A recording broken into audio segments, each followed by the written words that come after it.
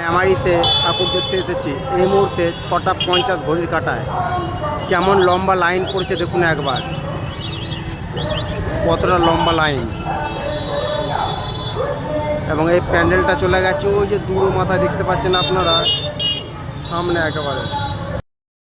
বন্ধুরা আপনারা এখন দেখতে পাচ্ছেন মেমারির সারদাপল্লী দুর্গা পূজা মণ্ডপে কতটা সুন্দর পূজা মণ্ডপটি হয়েছে দেখুন, এবং কেমন ভিড় হয়েছে। আজকে সপ্তমীর দিন, তাতে এরকম ভিড়, তাহলে বুঝতে পারছেন তো বন্ধুরা আগামী দিনে কেমন ভিড় হবে। সেই কারণে মানুষরা দিনের বেলা ভিড়টাকে এড়ানোর জন্য দেখতে আসে ঠাকুরকে। সত্যি অসাধারণ।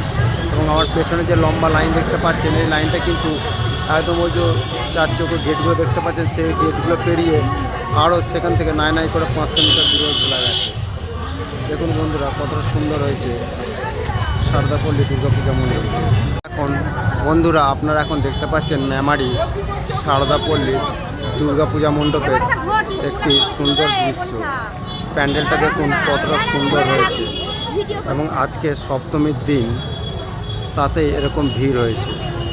তাহলে বন্ধুরা বুঝতেই পাচ্ছেন আগামী দিনে কেমন হবে।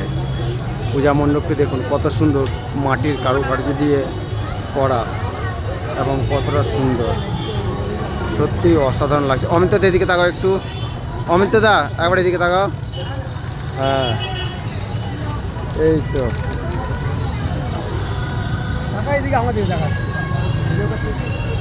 ভালো লাগছে ঠাকুর। দেখুন বন্ধুরা কতটা সুন্দর হয়েছে দুর্গাপূজা মণ্ডপটি, অসাধারণ।